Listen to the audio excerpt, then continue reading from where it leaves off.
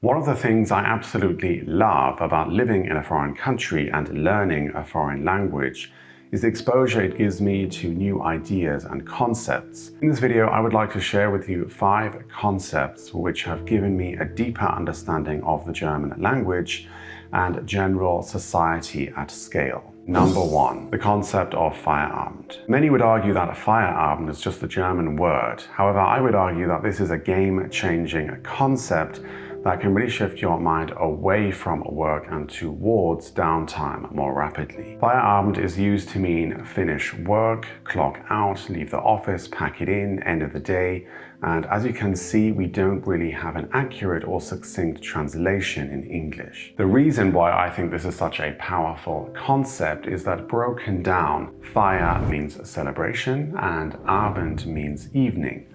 And there is no reference to work or to finishing the day or finishing a particular task. And in my opinion, it is a forward-facing, future-facing term which makes you or encourages you to think about the next action and not to dwell on the previous past action of finishing up at the office, of leaving the office, of finishing work. It originally comes from the fact that Feierabend was used to describe the evening before a national holiday, which has now developed into its modern day usage. Number 2, the concept of Gemütlichkeit. Now, aside from absolutely loving how this word sounds, Gemütlichkeit is a very difficult word to translate into English, and it's usually equated with the word cozy. And whereas cozy does sort of translate to Gemütlichkeit, there are many deeper layers of meaning which are lost in this translation.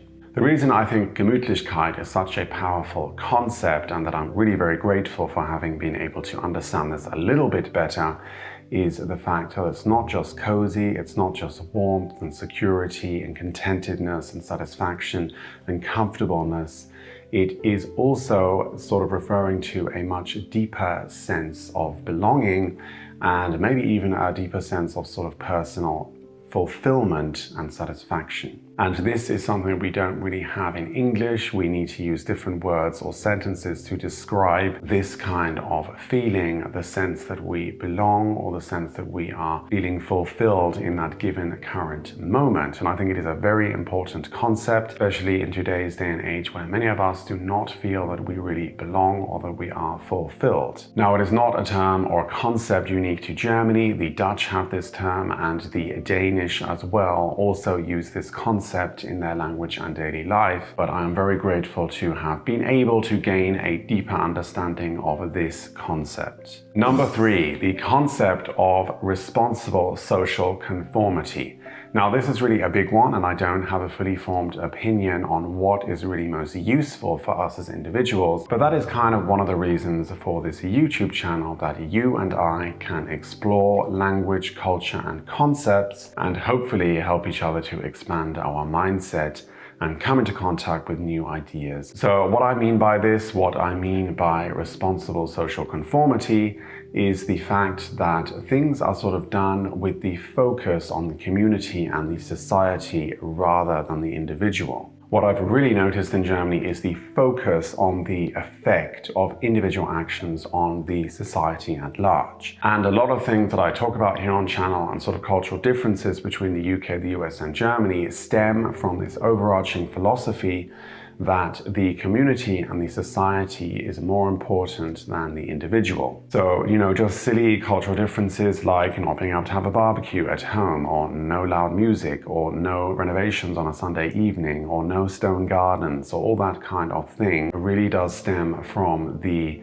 act of trying to protect the community and the general society from the individual actions of actors that maybe are not conforming to the rules. And I think for a highly functioning society to progress, there does need to be a certain amount of agreed upon rules which are conformed to, but in order to achieve innovation, this usually or ultimately stems from the ideas and actions of individuals. I am extremely grateful to have been exposed to this concept and this idea. It's one thing to read about this kind of stuff and to study study it, but it's very, very different when you actually immerse yourself in the country and the society and experience this kind of thing firsthand. Coming from the UK, it's definitely a much more individualistic approach. There is a certain sense of anti-establishment mentality, as often referenced in the music and the art and the culture. I'm still not exactly sure how I feel about the mentality of responsible social conformity.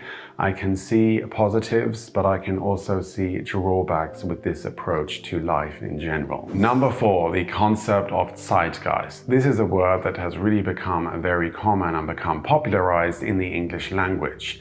This is very recent. This was not the case when I was growing up. And the concept of zeitgeist is a very difficult one for non-native German speakers to understand because it's quite an opaque and abstract concept. It is defined as the defining spirit or mood of a particular period of history as shown by the ideas and beliefs of the time. Wow, that is quite a mouthful. My idea, or sort of my take on the term or the concept of zeitgeist, is that it is a collective consciousness which is an amalgamation and an accumulation of thousands of things, from our thoughts, our desires, our fears, our contemplations, our hopes, our dreams, all seen through music, through art, through media, through social media, through culture, through food, through sort of habits. All this kind of stuff piled together make up the zeitgeist of a particular population at a particular time.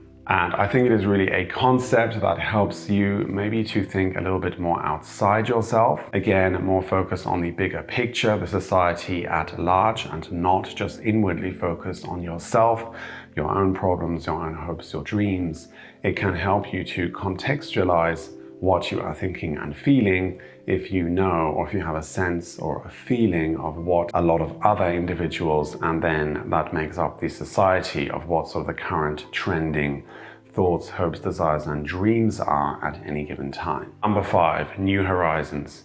And I wanted to take the time here to thank some of you who commented on a previous video of mine about countries and borders. And thank you so much for raising these points, because it really got me to thinking about the nation state and countries in general, and if this concept is even valid anymore. And I came across some very interesting projects, you could maybe even say alarming projects, depending on your sort of point of view or how you see the world. But there are currently projects ongoing with the aim of creating internet countries. Now, just to explain this very briefly, during the pandemic, as we know, things were locked down and countries reliant on tourism were trying desperately to attract people to their country. And out of this, they created what is known as digital nomad visas to attract people who don't really have a physical location and can work from anywhere in the world. Now, on the back of this, there are now companies working to create what is known as an internet country.